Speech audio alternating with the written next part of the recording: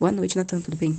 Então, essa história aconteceu com meu tio e com meu pai no ano de 2010, lá na Ilha de Colares, certo? Na época do verão. A minha família, todo mundo é de lá, todo mundo é da Ilha de Colares. E a minha mãe, ela tem uma casa em um interior chamado Fazendinha, certo? E quando aconteceu isso, estávamos todos lá passando o verão, como é de costume, todo ano, e estava tendo umas festas. Essas festas que acontecem de aparelhagem, de baile da saudade, em algum interior lá próximo, certo? O que é muito comum nessa época do ano. Ainda mais que, como os interiores das comunidades são próximas uma das outras, então quando está acontecendo festa numa cidade, todo mundo dos interiores próximos vão para esse outro interior. E é o que foi que aconteceu nessa história. A festa não era lá na fazendinha, era em outro interior, ou até na própria cidade, confesso que agora eu não lembro. Sei que meu tio e meu pai foram para essa festa, porque eles sempre gostaram muito disso, de festa, de bebida, de tudo. E eles ficaram lá até tarde, só os dois. E na hora de voltar para casa, certo? Eles pegaram a estrada, o ramal pra fazendinha. E o que acontece? As estradas da ilha, tirando a estrada que vai para a cidade, que é asfaltada, todas são de terra. Terra batida e mato. É terra, buraco e mato. E essa não era exceção. Então eles estavam voltando já, pelas altas da madrugada, os dois no carro, sozinhos, quando a luz do farol do carro bateu num bicho que estava na beira da estrada. Numa, como disse meu tio, numa criatura muito estranha que eles nunca tinham visto antes. E era uma criatura horrenda. Aquilo era horrível. Porque era um bicho grande, alto, que a cabeça parecia um lobo, mas o corpo todo peludo, mas também tinha uns pedaços de pele. E lembrava um humano. Parecia uma mistura. Não sei se isso faz sentido. Só que era o que ele dizia. Ele tinha pedaços de roupa rasgado. E esse bicho, embora ele parecesse um cachorro muito grande, ele estava em pé, com as duas patas, que seriam as patas traseiras. E com os membros superiores, que seriam as patas dianteiras, a mão, os dedos, as unhas pareciam uma garra. E aquilo, ele ia se. Como é? Ele ia se arranhando, ele ia arrancando pedaços dele.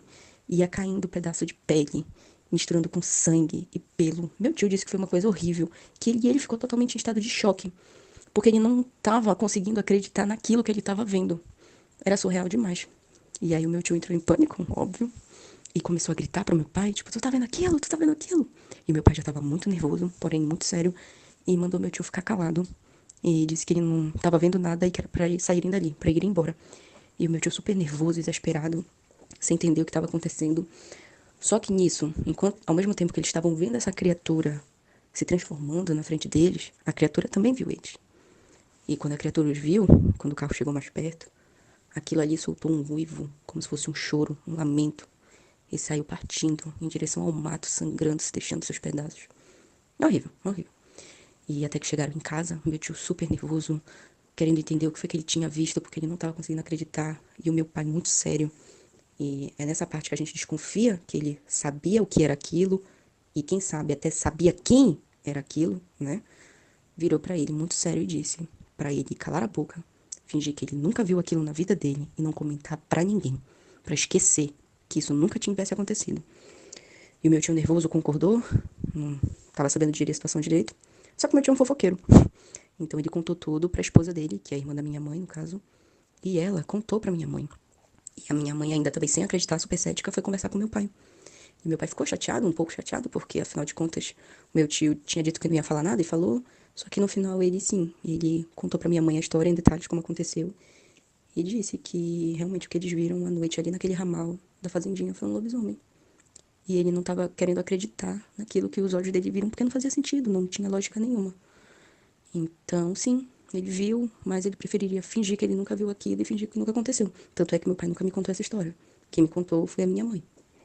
E por que minha mãe me contou essa história? Porque eu fui contar pra ela uma história que aconteceu com um familiar de uma amiga minha da escola, também sobre um caso dessa mesma criatura.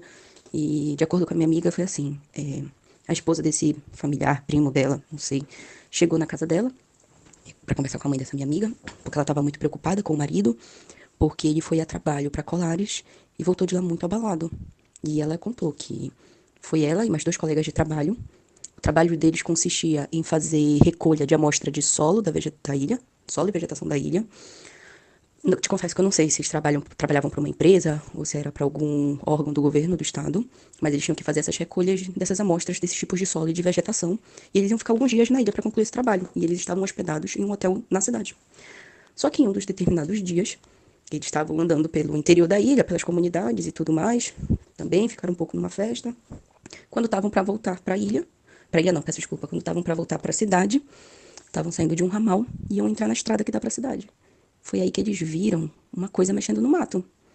Acharam que era algum bicho, normal. Reduziram a velocidade, até para não dar de encontro no bicho, não danificar o carro. Quando o bicho saiu. E o bicho que saiu era o quê? Era uma criatura estilo essa que meu pai já tinha visto, que a minha mãe comentou. Muito alta, só que nesse caso ela já estava toda peluda. A cabeça realmente parecia de um cachorro muito grande.